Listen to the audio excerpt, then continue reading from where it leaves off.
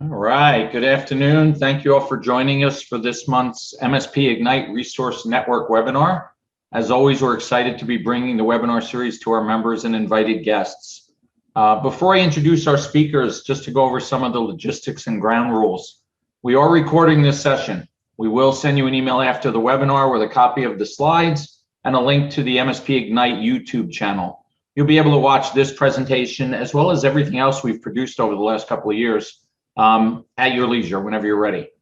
You'll all remain muted during the presentation. However, we do encourage you to use the Q&A button to ask questions along the way, as there will be some time at the end of our presentation to go over any questions you have. Today, our keynote speaker is Gavin Garbutt, chairman and co-founder of Augment. While this is our first time hearing from Augment, Gavin's name may be familiar to some of you. It certainly is to me. Gavin has had 7 successful startups, and his career in the channel began in early 2000 when he launched Untitled Technologies, which became the leading RMM in the industry. Gavin's policy of helping his customers grow through a practice of providing a solid product combined with industry-leading education ensured success through its sale to SolarWinds in 2013. Of course, webinars like this don't take place without the assistance of our valued partners and sponsors. For today, we have the pleasure of being sponsored by Rocket Cyber. We're fortunate to have President and co-founder Billy Austin with us today. His focus for this afternoon is to help you understand managed SOC. Good afternoon, Billy. Hi, Steve. Thanks for having me today. And good afternoon, good morning, everyone. And today I want to really hone in and focus over these next 10, 12 minutes to really talk about a specific element of the SOC. And that's related to incident response playbooks. And before we get started, I want to talk specifically today about, the evolving, the emerging attacker. There's countless articles that I read through online, print, we all do, and they all start off pretty much with the most fundamental paragraph. Attackers are sophisticated, well-funded, they've got an access to a plethora of automated attack code that's at their dispense, state-sponsored, yada, yada, yada. And at the end of the day, what does this really mean? And if you really think about just that cliche of in and of itself, and you combine all of those elements. So if you've got an attacker that's well-trained, they've got access to a lot of money, and they're being sponsored by whoever is sponsoring them, and they've got access to a plethora of automated black market attack code, you combine that together, and it presents what we call a real danger or a threat, which most of us are experiencing throughout our fleet of customers at some point in time. With that said, when you go back in time and you look back probably 4 or 5 years ago and you looked at the small business, our actual consumer, also known as a tenant, what did they have in place for what we called layered security? They had a firewall, they had an antivirus, they started adopting spam and phishing, and then the layers have continued evolving literally year after year, decades after decades, and it just continues. And at the end of the day, it's like, enough is enough. How many layers do we have to continue implementing in order to better secure the customer, their corporate assets, and their network? But this is one of the driving reasons for what we call layered security. And when I think about layered security, when you start implementing 2FA, whitelisting, and whatever all these purpose-built layered security solutions coming from ex-Intel DoD backgrounds, for anybody that's on the call, we used to use this acronym called Defense in Depth, which is also very much the same strategy as what's called layered security. And it's to be able to reduce the risk of becoming that likely victim. The problem that we've quickly encountered as an MSP servicing, 50, 100, or whatever that volume of tenants is, each and every one of those layers produce mountains and mountains of data. And then 2 is, do we have to put the trust and the confidence for each and every one of those vendors to do their job, to block that threat, to remediate that or here in Texas, we call it the fix. Do we apply the remediation and apply the fix? But yet again, when we look at the news and we look at the media outlets, everybody is still, the attackers are experiencing just great success at daunting volumes. And this is predominantly due to all of these layers that are being implemented, but they're not optimized, they're not configured. And us as an MSP, do we really have the resources and the talent to be able to put eyeballs? That's the second bullet here. Who's going to investigate and escalate threats that are actually produced from each and every one of these layers of security?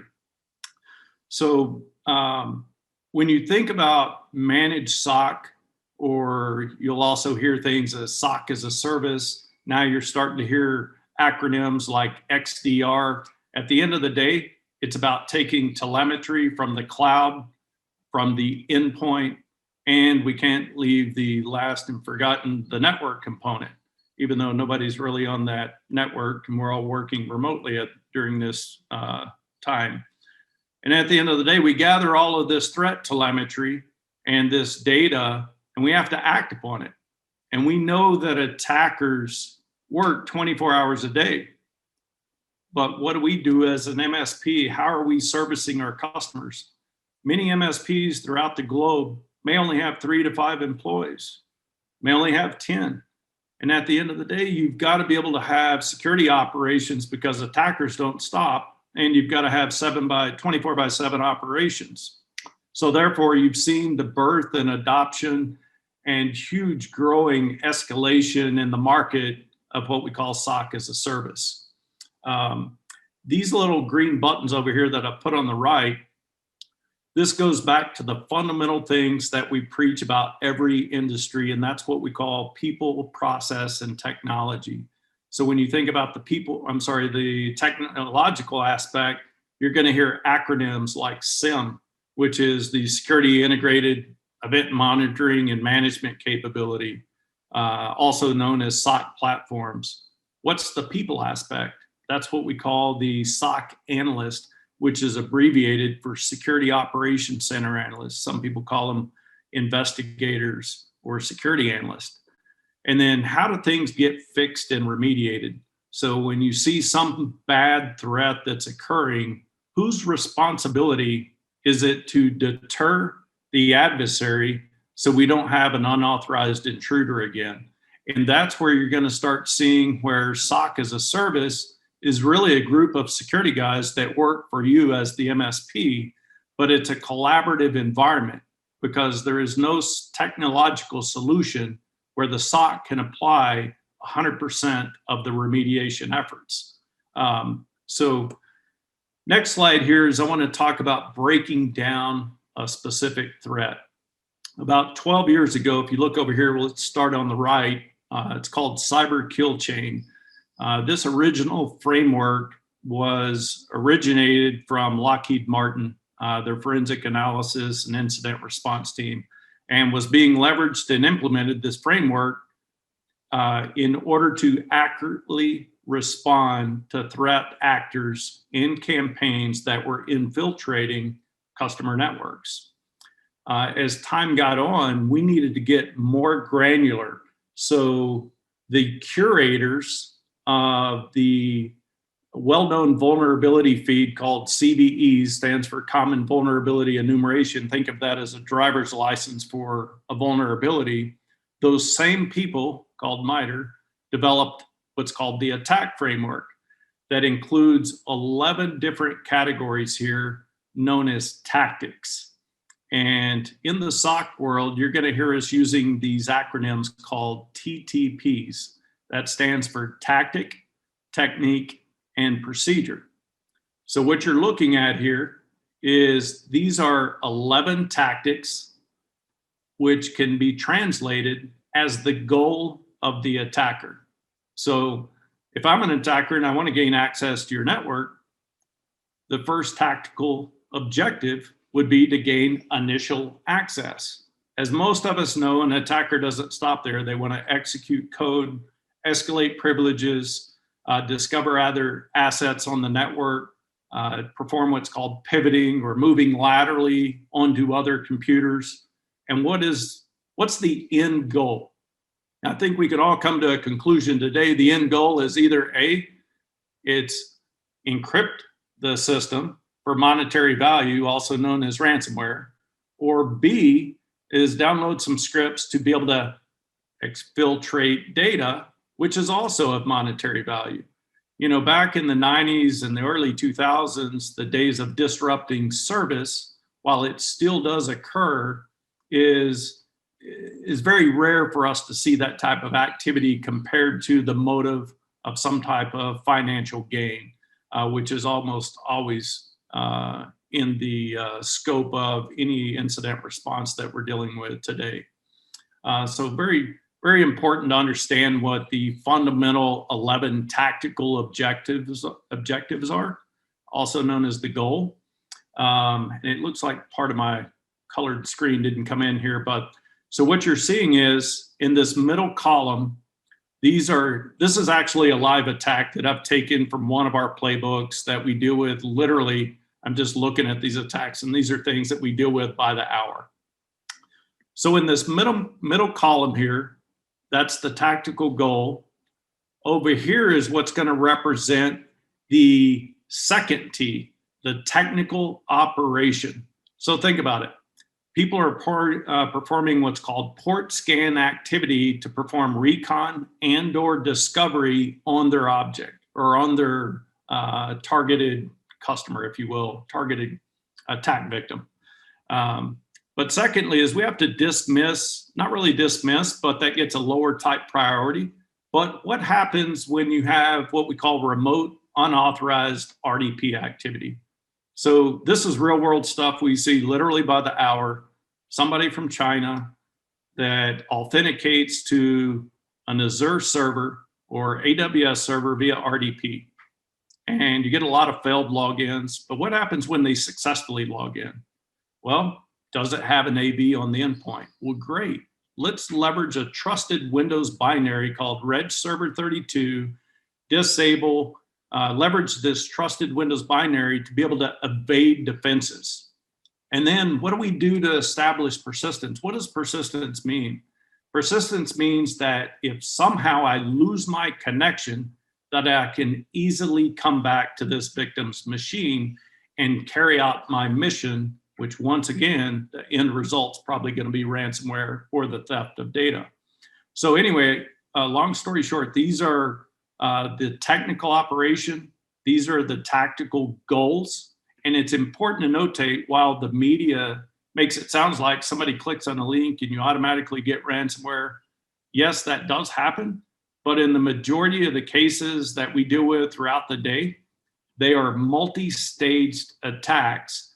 And the beautiful thing about this for all of us on this phone is that the MSP and the SOC has multiple stages to detect the bad guy and deter them from accomplishing the next mission, initial access, defense evasion, so on and so forth.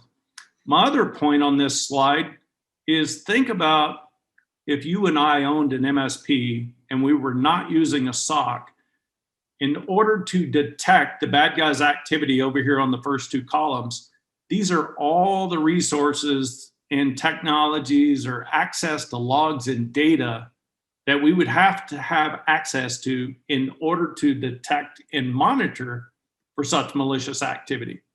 So this is what the SOC as a service type vendors remove that barrier and that cost off of your expenses to be able to incorporate, because this is what's called our workspace or our platform to be able to operate by gathering data from either third-party apps or log sources or what have you.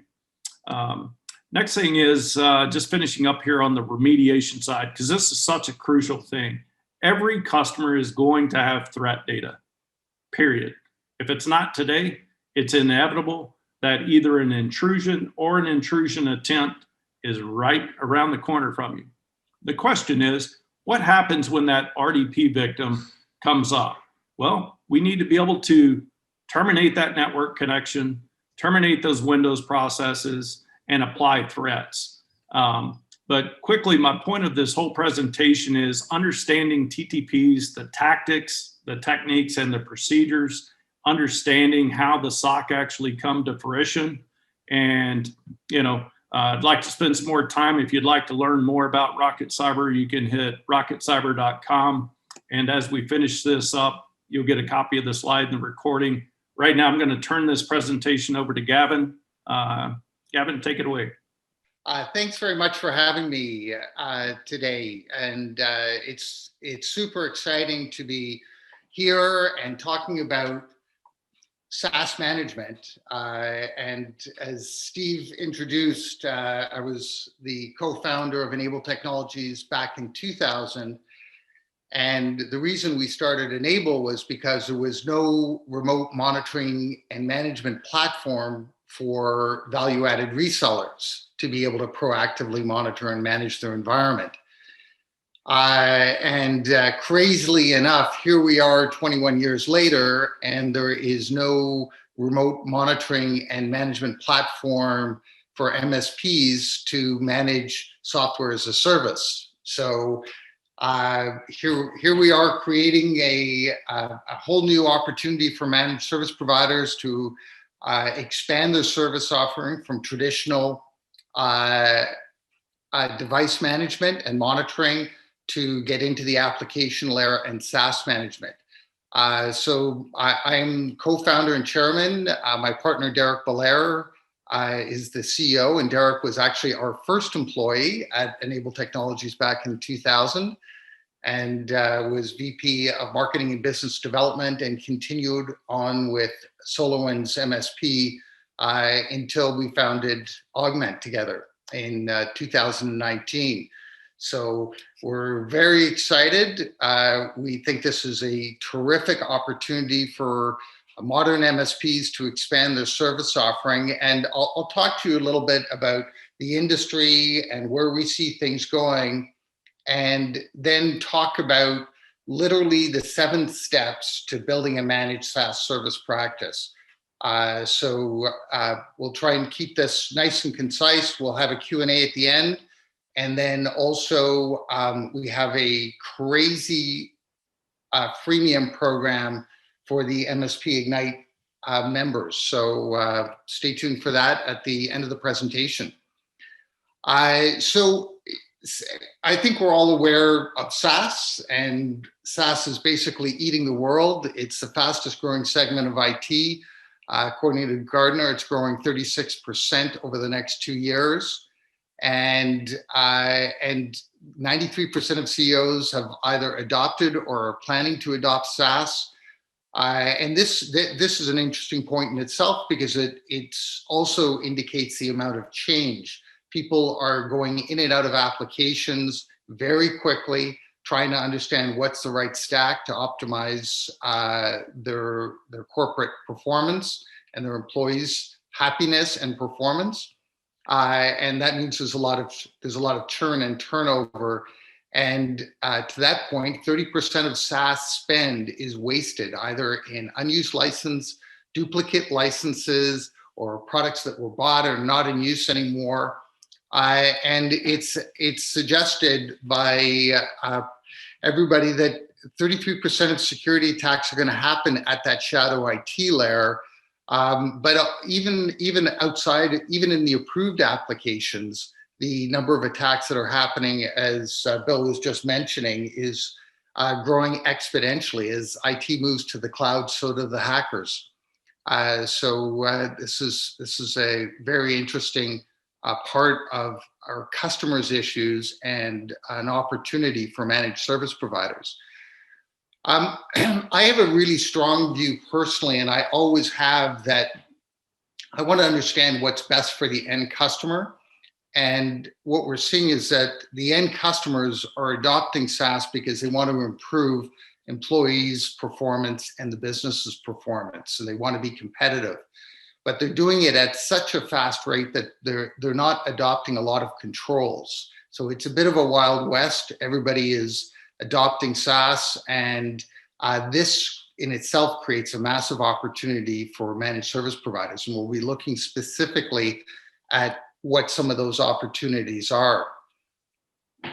I thought this was a really interesting study, and this is planned use of external IT resources, so external IT service providers. And you can see this is done by Flexera, and it was done for 2021. And you can see cybersecurity is certainly the high growth area, so good shout out to Bill and everybody in the security world. And data analytics, understanding the data, automation, machine learning, cloud operations, cloud migrations, DevOps, cloud cost management. These are all big growth areas. But if you look right down at the bottom, maintenance of legacy systems, this is where small and medium and large enterprises are saying they're going to reduce their spending the most. So if we're building our MSP model based on legacy traditional IT, that may not be the wisest choice for a growth business. Not that there's not going to always be a lot of IT, traditional IT, but the real growth, as we can see, is happening at the cloud level. So, and to take this a step further, if you think of your business 2 years ago, the managed service providers have done an excellent job at really managing the traditional IT. So routers, switches, servers, printers, desktops, all that great stuff. Locking it down, make sure it's secure, make sure it's working properly, monitoring it, knowing when disks are getting full, knowing when life cycle is up and we need to do a refresh, all that kind of stuff. Got all the tools, been perfecting this over the last 20 years, and super great. And then COVID hits, and all of a sudden we have distributed workforces all over the world, and people using all sorts of different devices, and all of a sudden cloud services, SaaS applications just taking off. And people can basically today log on and download any application, whether it's paid for or free. They could be uploading client information into that. There are duplicate applications, all these sort of things. We're in a different world today. Our customers, small and medium-sized businesses, have adopted the cloud services, and this requires a different tool set to be able to monitor and administer these services for our customers. And we're seeing the progressive modern MSPs they get it. They want to help the customers with their cloud services and with SaaS applications, and they are absolutely making a killing doing this because, to be honest, there's not a lot of MSPs that are helping in this way. And so when you think about it, you look at small and medium-sized businesses, SaaS applications is now a critical part of their IT stack. And as I say, yes, there's still lots of on-premise devices, and there will be for a long time, but a big part of their IT stack now is around SaaS applications.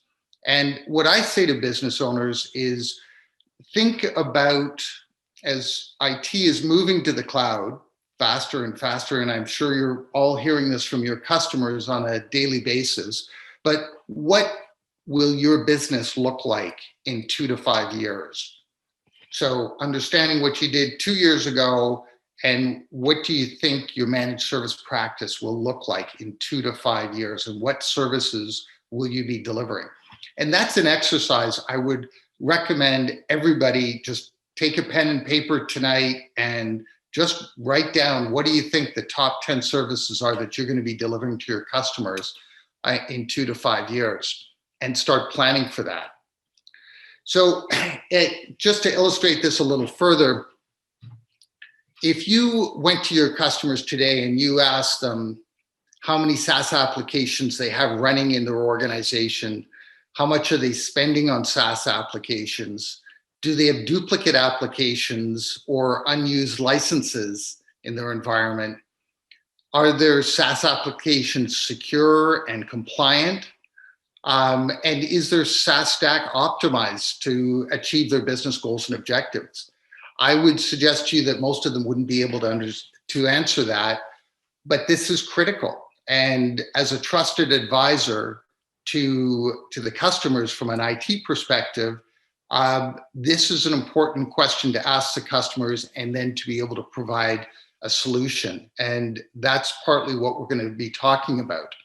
So what's the revenue opportunity here? So today, right now, at this moment, according to Gartner, in managed cloud and SaaS services, managed cloud security services, and DevOps services delivered by external service providers, that is a $70 billion a year business.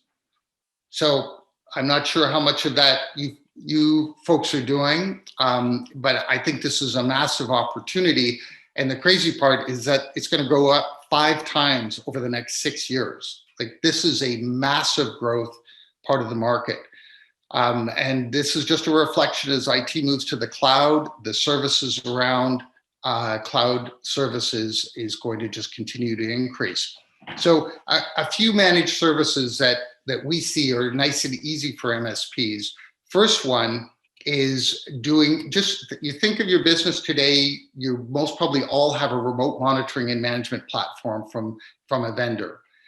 Well, my suggestion to you is you should be monitoring all of the SaaS applications, not just Microsoft 365, but all of the SaaS applications that they may be using. So an example is to be leveraging a solution like Augment, where you could go in and do an audit. It takes about half an hour to set up. You let it run for a week, and then you go into the customer and you provide them a report. And the customer may have said, yes, we have these 15 applications that are approved. But you're probably going to discover 45 to 50 applications that are actually in use. And you'll be able to help them understand, okay, Mr. Customer, here's all the non-approved / shadow IT applications. And these are some potential security and compliance risks, whether you're in healthcare or financial services or whatever it may be, that we should address. And here are a bunch of applications that are duplicate applications. We have you set up on Microsoft 365, but there are people using Zoom, there are people using Slack, etc., that are just duplicate apps. We should have everybody on the same application. And you may find some shadow IT that should be approved that does help with productivity. And now you can identify exactly who's using it within the organization and what departments are using it, and you can start managing certain applications. But having the knowledge and the information so that you can make the appropriate decisions for customers is key. So just like you monitor traditional IT, managed service providers can be doing audits and monitoring SaaS on an ongoing basis to make sure that people are using the appropriate applications and to make sure that the licenses that are being paid for are being used appropriately or not, and then manage it accordingly. SaaS administration services, many of you are most probably doing administration services around Microsoft 365. And so having a platform that's going to make it super easy for junior technicians to be able to do 90% of the daily activity for onboarding, offboarding, change management, resetting passwords, checking if two-factor authentication is on, being able to have an application that allows your most cost-effective employees to be able to do what you're paying your level 3 person to do is going to save you a lot of efficiencies and time. And now you can have that level 3 guy build out at $150 an hour all day long because he's not having to do the menial tasks. And then why not start doing administration for Salesforce? Again, onboarding, offboarding, checking passwords, permissions, etc., and G Suite and Adobe, and building out a stack of applications that you actually build your services around for your customers.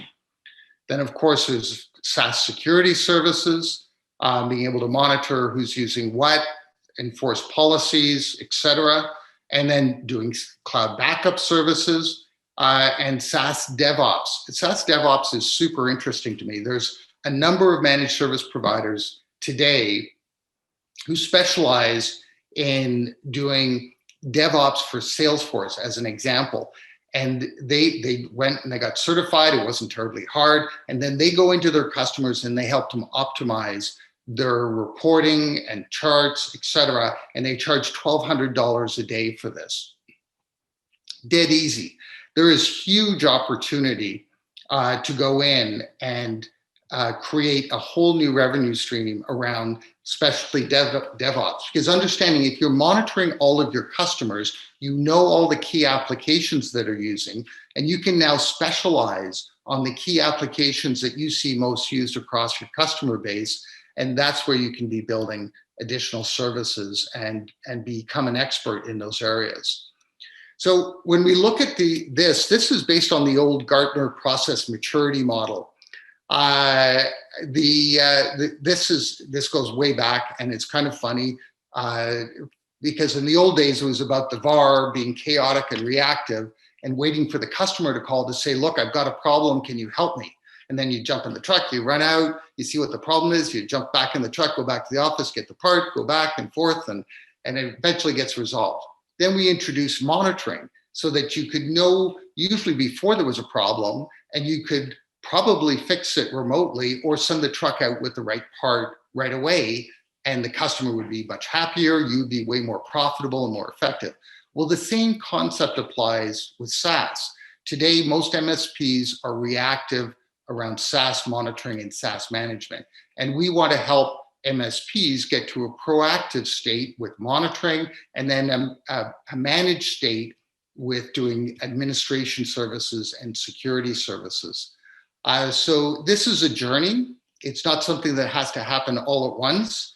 Some MSPs aspire to get to optimize, which is basically when you're the one throat to choke. You handle all the customers' IT bills, everything comes through you, and you provide them with one IT bill on a monthly basis for all the IT stuff that they purchase. But it's different strokes for different folks, and understanding where you want to be and having a business model and a business plan to get there. But the easy thing to start with is SaaS monitoring. It's dead easy, just like doing basic monitoring with your RMM, and be able to understand what applications are in use, who is using them, what are your duplicate applications, where are the security and possible compliance risks, and then helping the customer fix those. So it's not difficult, is what I'm trying to emphasize. It's just a journey that you need to go through. And that's what we're going to talk about right now, is literally the 12 steps to building a managed SaaS service practice. So please indulge me a little bit. I have worked with thousands of managed service providers over the last 21 years, and I understand the business models extremely well. I'm a metrics nut. I love to understand people's businesses and how they can optimize their business. And so one of the first things that I would say to a business owner is step number one is the leader has to recognize the need and make a decision. And that, when I'm saying this, I humbly say this with all the respect I possibly can, but a lot of leaders do not lead. They defer to their employees to tell them what they have the capacity to do. If you look at your business and you look where you want it to be 2 to 5 years from now, then that's a strategic decision that needs to have strategic decisions made. And that's where sometimes you have to pull the team along. It was like in Enable when I decided in 2010 to launch the freemium model, and I gave away $100 million worth of software for free, and nobody was very happy with me. But I believe that was a good strategic decision, which it turned out to be. And I say this, and all VARs made that decision when they took up the remote monitoring and management at the beginning of their journey to manage services. So this is making the decision that, yes, I want to start being involved in the SaaS layer and the administration and management of SaaS services. So once that decision's done, the next step is choosing a vendor, of course. I guess I have an advantage here. Augment is the first and currently only SaaS management platform for managed service providers in the world, the only multi-tenant solution. There are lots of great single instance solutions at the enterprise level, like ServiceNow, Better Cloud, Flexera, Snow, fantastic applications doing billions and billions of dollars in revenue, growing 32% year over year because the enterprise is eating up SaaS management like there's no tomorrow. So that's where we saw the opportunity, was for the channel to, if the enterprise was doing this, then this was going to be an opportunity at the small and medium-sized business and small and medium-sized enterprise level as well. So that's why we created the platform. But what we want to do is not just provide you with a great tool. We want to provide you with the sales and marketing programs on how do you do this, white glove treatment on how do you roll this out to your customers. And then also a pricing model that makes this, you would be crazy not to do it. It's so cost effective for you. We want to invest in our partners so that they can be successful, just like we did at Enable with the whole freemium program. We want to invest upfront in the partners, help them be successful so they can generate revenue, and then we'll all win together. So all to say that we want to be a really great partner to help managed service providers thrive and grow in the SaaS management space. So the next step is, okay, we've made the decision, we found our platform, now we've got to start rolling it out. My suggestion is to do it in baby steps and not try to think that this is one big thing that we have to do all at once. This should be a step-by-step process. Step one is to go to a customer and do your first SaaS audit. And we'll actually, Augment will help our partners. We have a white glove program, and we will actually go out and do that deployment with our partners. And the idea is that we'll help them develop the report. So if the customer's financial service or healthcare or whatever it may be, we'll make sure the report speaks to that person's industry, understanding the license usage, who's using what, where are the security problems, where the from a SaaS perspective, the security and compliance issues potentially, and what are the solutions. And then once the customer sees all this and they say, yes, great, and let's clean this up and fix it, you win a whole bunch of professional services, and then you leave the application in to provide ongoing SaaS monitoring to the customers, and you bundle that in with your monthly reporting or your VCIO visits. So the whole idea is that we'll then help the partner in step 4 is do a case study with that customer. So we've helped you do the deployment, we've helped you with the reporting and building the value proposition, and then the customer is super happy because you've discovered all these things and you're going to be helping them. And then we'll build that case study with you so that you can leverage the case study to go out to your other customers and to prospects and show them the value that you can bring at the SaaS layer. Now, step 5 is rinse and repeat. Let's do 3 and 4 over again. So we'll help you roll out your second, and if you like, your third customer, and build case studies again, so that again, you've got now a great library of marketing material to use on social media, on webinars, on email campaigns, on your website around SaaS management, and starting to really develop a leadership position. Now that your team's getting comfortable with SaaS monitoring and the SaaS security layer, now it's a great opportunity to start doing administration services. And you may already be doing this for Microsoft 365, but now you're monitoring a bunch of customers. You can see what they all have in common. You can understand what SaaS stack is most appropriate for which customers. And now you can start doing the administration, onboarding, offboarding, change management, policy management, security management within the system. And again, Augment provides a module called Engage, which was actually just launched yesterday to do exactly that. So you could start off with Microsoft 365, then you could add in G Suite, you could add in Salesforce, Adobe, and on the list goes. And we'll be working with our partners to expand those services so that your team members can be doing administration services. And as an example, you might be charging $10 per seat per service, and you build a whole new revenue stream around this. Step 7 is now that you've really developed the skills and for monitoring, for administrating SaaS applications, now you may want to build out DevOps services. And back to that example of the number of MSPs that I've spoken to, one MSP who services small and medium-sized businesses, they're a big MSP, they have 150 technicians that all they do is Salesforce administration services. And so my whole point to you is this is an opportunity that some MSPs are taking full advantage of, and I don't see any reason why all MSPs shouldn't. But it's something that you can grow into, and if it makes sense for you, then fantastic. And if it doesn't, then that's okay as well. So these are the 7 steps that we believe it takes to really become an expert in SaaS services.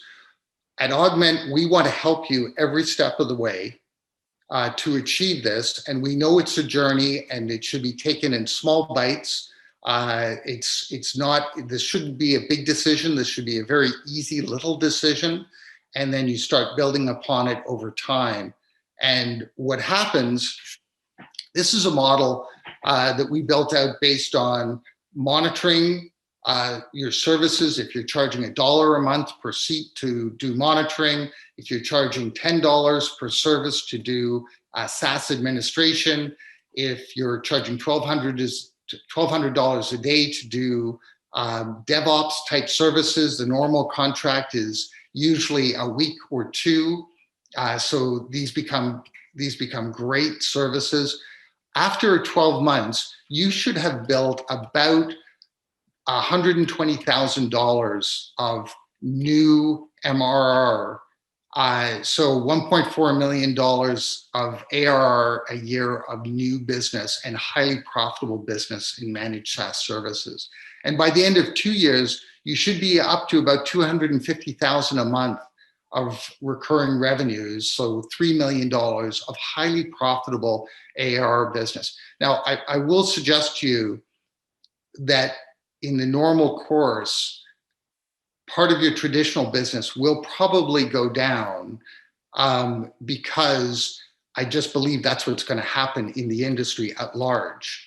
So the MSPs who do not start building managed SaaS service businesses will probably in the next year or 2 start seeing either flattening of the revenue streams and possibly even declining of the revenue streams, where end customers want to deal with managed service providers who can manage their complete IT stack and not just the traditional part of IT. So that's a little food for thought.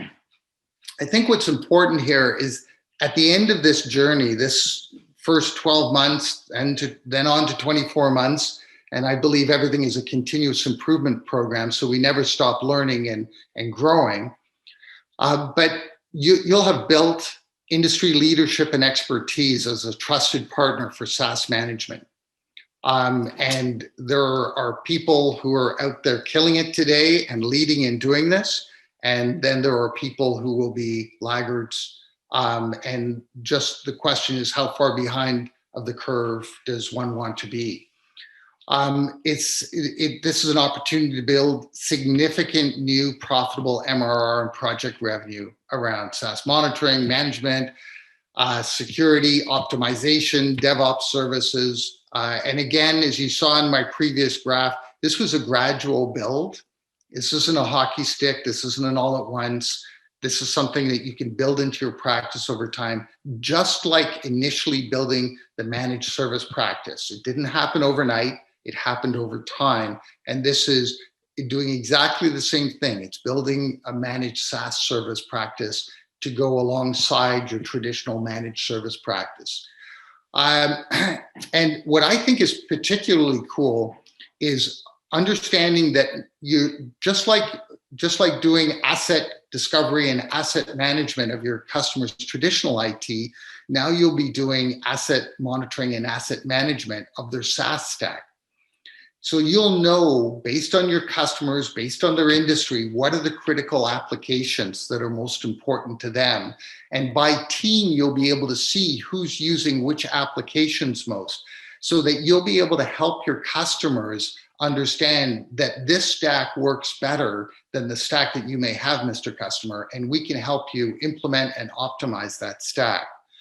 Again, that's a progression and that's over time, but data is knowledge and knowledge is power, and this will help form your managed services practices for years to come. And that is, to me, truly exciting. And at the end of the day, if you have that, then you're going to help your clients align IT with their business goals and objectives and help them drive performance.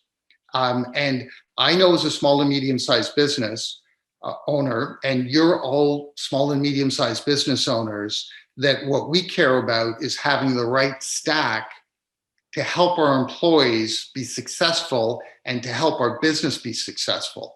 And our customers are just like us. They want to have the optimal stack to make sure their employees are happy, productive, and that we're highly competitive as a business. And that's exactly what we believe that the future of managed services is going to be all about. Making sure they have the right complete stack to help their customers. So, ladies and gentlemen, what I'm really excited about is for MSPs who are serious, and this is an offer for the MSP-Ignite members. If you're serious about wanting to get into managed SaaS services and start building this practice, we are very serious at Augment, and I personally am very serious to invest in your success. And so we want to give you the Augment Discover. This is the full monitoring. This is the premium product. It's not a light version. You can do the full discovery, everything that we talked about in the beginning. We want to give it to you for free for 6 months. And there's no strings attached. You just use it, and we will help you all the way. And at the end of the 6 months, what we're going to do is our normal cost per license is 49 cents per seat. What we will do at the end of the 6 months is, if you have more than 400 seats, so that would be about $200 a month, we will give you for free an extra 2,100 seats that you can use between your prospects, your customers, however you want. These are full licenses. We're going to give them to you for free forever, because we want to invest in you to help you to go out and win new business and grow a managed SaaS service practice alongside your traditional managed service practice. And so not just the product, but again, understanding we have worked with 21,000 managed service providers over the years, and we really understand your business, and we want to help you be successful. So we're giving you the technology so you can go out and do that audit, do that discovery, do the full monitoring of your customers. We're also going to give you the full, what we call Augment Academy, which is our learning portal. We have all the sales and marketing material, the pricing, the SLAs, all that stuff we have in there. We're going to give you the full onboarding white glove treatment, do that deployment with your customers, help you build case studies, help you with the initial reports, really teach your team members to become experts. And you're going to get assigned a partner development specialist to help you with your goals and objectives and your marketing materials, et cetera, on an ongoing basis. So we're dedicated to the success of helping managed service providers build their practices. And so at this point, What I'd love to do is open it up to any questions. Gavin, great job. Appreciate it. Appreciate the offer to our members. That's fantastic. We'll make sure we share this with the members that are not on this call so that they're aware and hopefully can jump in. You took me down memory lane here to the early days of Enable when you guys were really leaders in educating people, in telling everybody why they needed to use an RMM tool back in the day when we didn't even have ubiquitous internet yet, as you guys were getting started, and that was a struggle. So really excited about this for our members. We did have one question going back to your 7 steps. Is step 6, are we moving our SaaS tenants to Augment as part of admin services? Is that what would happen there? You don't have to, you don't have to move your tenants. In step 6 for the administration is essentially Engage. Just allows you to monitor, to do the administration of all of your tenants, and you don't have to move them. No. Fantastic. I know we don't want to get into too much about competitors, but someone did ask specifically if SaaS Alerts is a viable competitor. Is that a similar product, or does it only compete with part of what Augment is doing, or do you not even know? I don't know. No. SaaS Alerts, Jim and team are a terrific company, and this is more about security alerts. So we're about the full discovery, monitoring, licenses, application monitoring and management, and security. So security and compliance is certainly one component, but we actually do, it's the remote monitoring and management and administration, and we'll be launching other SaaS management programs as well. But this is a much broader, think of your real RMM solution as opposed to centralizing notifications of alerts. No, that's fantastic. I feel like just doing the audit alone is valuable, even before we get to all of that. It's crazy valuable. As I say, knowledge is power, and if you don't monitor it and discover it, then you just don't know. The whole idea, it's incredible. And as you get up into 50, 100, 200 person organizations, the amount of cost savings that an audit can recognize for a customer is absolutely staggering. Because literally in the mid and larger size companies, they are wasting 30% of their spend. So this can be tens to hundreds of thousands of dollars of savings. So you think you go into a prospect, you do a discovery, and you say, well, Mr. Customer, do you realize you have 12 Salesforce licenses, but only 6 of them are in use, and 2 people only get reports once a month? Well, guess what? We can downsize our licensing. And when you get into larger organizations, it's a lot more licensing. Or you have 3 different applications doing the same thing. Or you have applications that you brought on 6 months ago, but you got something newer and better, but you're still paying for that. But you didn't know because it's departmentalized. So it's absolutely fascinating what you discover with a discovery. I'm sure. We've got another question from a member about the step 7 and developing DevOps and adding expertise. And he said, you mentioned full-time Salesforce admins. I'm assuming you're using that just as an example because it's such a popular app.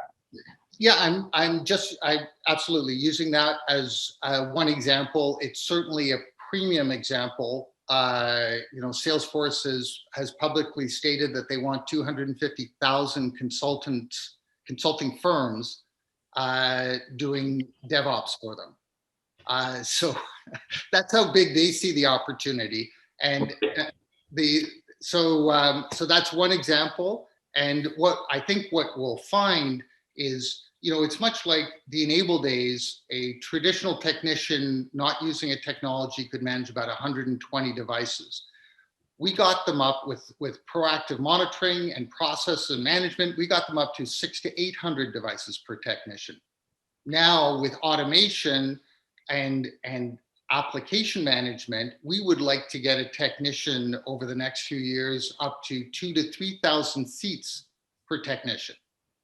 So that's the optimization that we're looking to help the MSP with. Makes perfect sense. I do have one more question just to protect those that are on the call and make sure that they have a full understanding.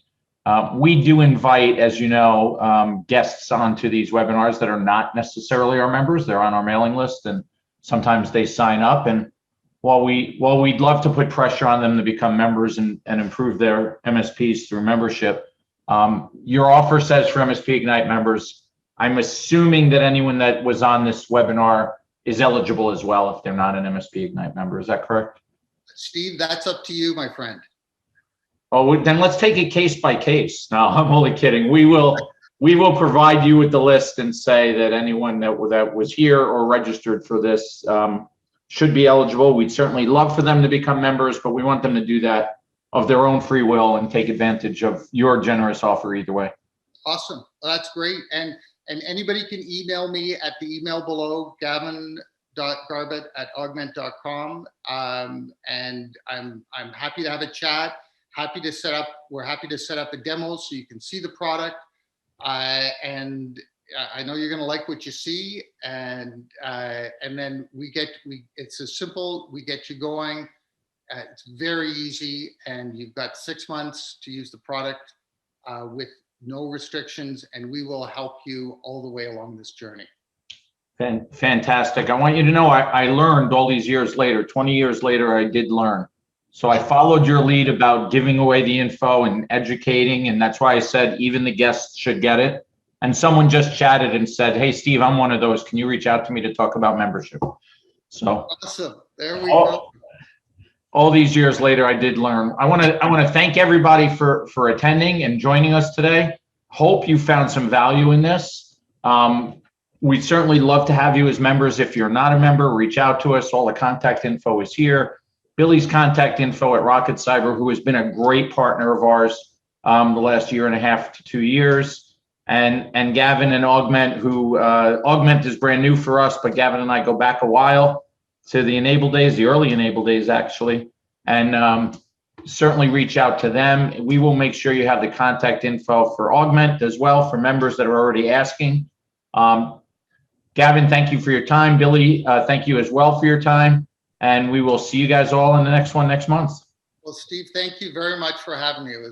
This was really a pleasure for me. Likewise. Take care, everybody.